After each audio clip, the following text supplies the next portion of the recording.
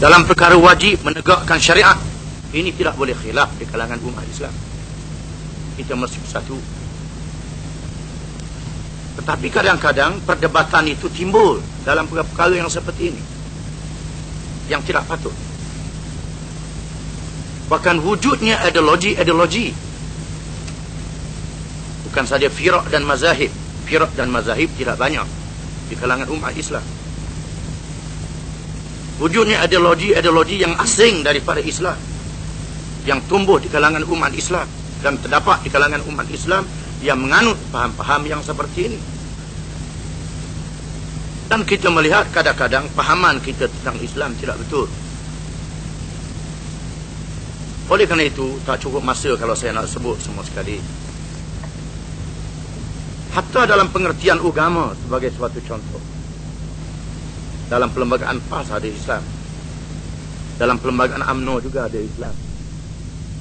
Tetapi kalau dirojok kepada perlembagaan itu sendiri, ada menyebut tentang rojokannya ialah Quran, hadis, ijma' ulama' dan qiyas yang nyata. Itu disebut dalam perlembagaan itu. Tetapi yang perlu diselesaikan umpamanya dalam perlembagaan UMNO menyebut tentang agama. Tadi Ustaz Osman ada komen, sudah tentulah agama yang dimaksudkan ialah Islam. Tetapi dirojokkan pula kepada perlembagaan. Bila kita merojok kepada perlembagaan, maka ia dirojok pula kepada Suruhanjaya Red, dan dirojok pula kepada perbincangannya, dan dirojok pula kepada penafsirannya. Adakah ia berdasarkan kepada ad-din ataupun religion, mengikut yang dipaham oleh orang-orang barat. Dan inilah yang sebenarnya menghantui fikiran kita. Dan saya rasa tidak selesai dalam majlis yang begini ringkas kalau saya nak terang semua sekali. Contohnya, kita nak menyelesaikan masalah akhlak yang juga ditimbulkan oleh Ustaz Osman tadi. Masalah akhlak mestilah dengan tarbiyah, mestilah dengan mendidik, dan mestilah kita mewujudkan suasana sekeliling yang baik. Kita tidak boleh membenarkan media massa, TV dan lain-lain. Hatta dalam keadaan yang ada sekarang ni masih perlu ditapis mengikut Islam ni, walaupun sudah ditapis. Dan terdapatnya pula teori ataupun cadangan nak melebarkan lagi dengan lebuh raya maklumat. Dan kita tidak boleh berdiam diri dalam masalah ini. Dan di sana ada perkara yang kita tidak boleh berkhilaf dalam masalah ini. Tak boleh khilaf. Semua orang Islam mestilah menerima hakikat. Dalam masalah ekonomi sebagai suatu contoh, umpamanya, di sana ada perkara nas yang tidak boleh dipertikaikan, perkara mengharamkan riba. Wa ahallallahu al-bay'a wa harrama riba. Ini suatu perkara yang jelas, yang tidak boleh diijtihadkan oleh ulama, kerana sudah ada nas, di samping adanya perkara ijma'. Dan kita mengalu-alukan penubuhan bank Islam. Penubuhan bank Islam kita alu. Ini suatu langkah yang sangat baik. Dan kita mahu supaya bank Islam ni supaya diluaskan lagi, tidak terikat dengan akta bank. Akta bank negara yang masih mengikat bank Islam itu, yang tidak memberi peluang untuk melakukan operasi ekonomi dengan cara yang lebih luas. Dan di sana kita perlu sedar berapa banyak dah bank riba yang sudah ditutup, kaunter riba yang ditutup, yang dihapuskan. Ini masih bercambah. Ini suatu kemungkaran ekonomi yang perlu kita sedar, walaupun ada yang mempertahankan kerana situasi ekonomi, kerana realiti ekonomi.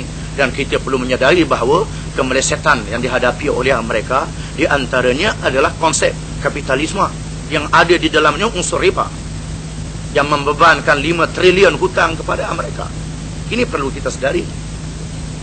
Dan kita sebenarnya mengalu-alukan, untuk maklumat saudara-saudara sekalian, satu-satunya kerajaan negeri yang menyimpan, menabung duit dalam bank Islam ialah kerajaan negeri Kelantan.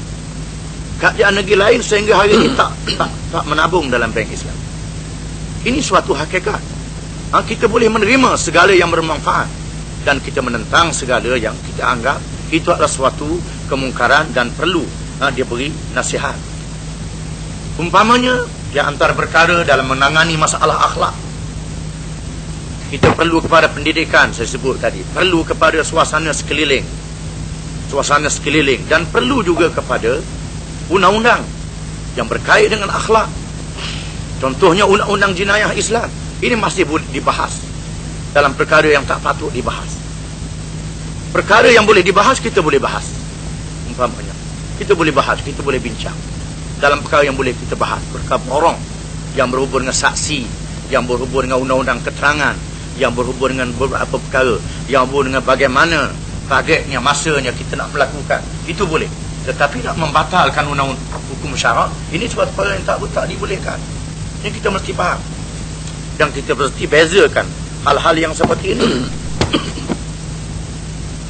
Dan contoh lagi kita melihat bagaimana pengaruh materialisme yang melanda masyarakat kita, sehingga materialisme ini meresap di dalam Islam yang membabit kepada pragmatisme. Dan kita melihat sendiri Islam yang dilaksanakan ialah mana yang kita fikir boleh memberi pulangan dari segi materialistik dalam Islam itu. Yang tidak memberi pulangan dari segi materialistik, kita tinggalkan. Inilah yang berlaku dalam masyarakat kita, benar sebagaimana yang disebut oleh Maulana Abul Hasan Ali An-Nadawi di dalam risalahnya Ilal Islam min Jadid, melaksanakan Islam itu secara hidayah ataupun secara jibayah. Ini dalam dua keadaan yang mesti kita faham. Dan kita melihat, kami daripada PAS sebagai suatu contoh, tidak boleh menerima umpamanya keadaan yang berlaku apabila kita mengharamkan hiburan-hiburan yang bercanggah dengan Islam di bawah bidang kuasa kerajaan negeri. Umpamanya permainan wayang kulit, mokyung yang ada unsur-unsur Hindu di dalamnya, diharamkan. Ada pula orang yang bercakap kita nak bawa ke negeri lain. Ini dalam kenyataan yang dibaca dalam akhbar, yang disiar dalam radio dan TV. Adakah kita boleh berkhilaf juga dalam masalah ini? Ini suatu hal yang terang, suatu hal yang nyata. Kemudian memang kita perlu membendung fanatik, perlu membendung ta'assub, dan kita perlu menghindarkan daripada tafsiran ta'assub yang dibuat oleh orang barat.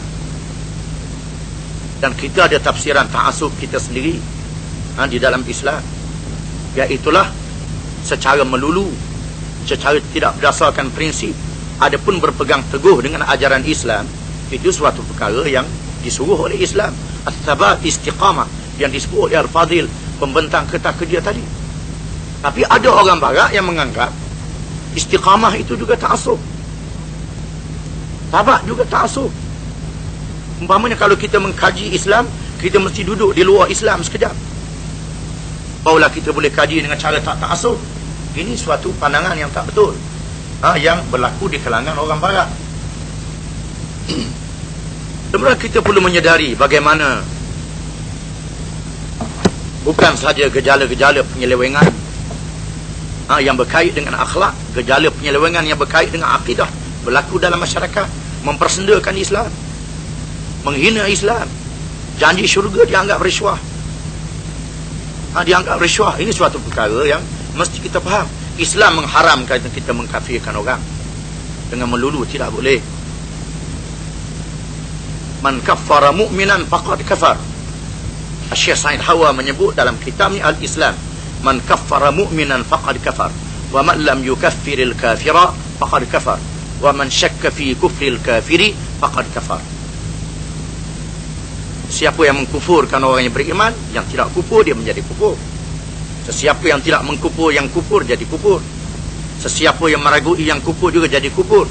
Tetapi apa yang perlu, jangan perkara ini menjadi senjata pada orang-orang jahil. Ini perlu dipelihara, tak dinafikan. Mestilah al-haddul fasil bainal iman wal kufur. Batas sempadan dia tadi, sempadan iman dan kufur itu mesti diletakkan suatu garis yang tepat, sebagaimana yang dinyatakan oleh ulama-ulama kita. Dan kita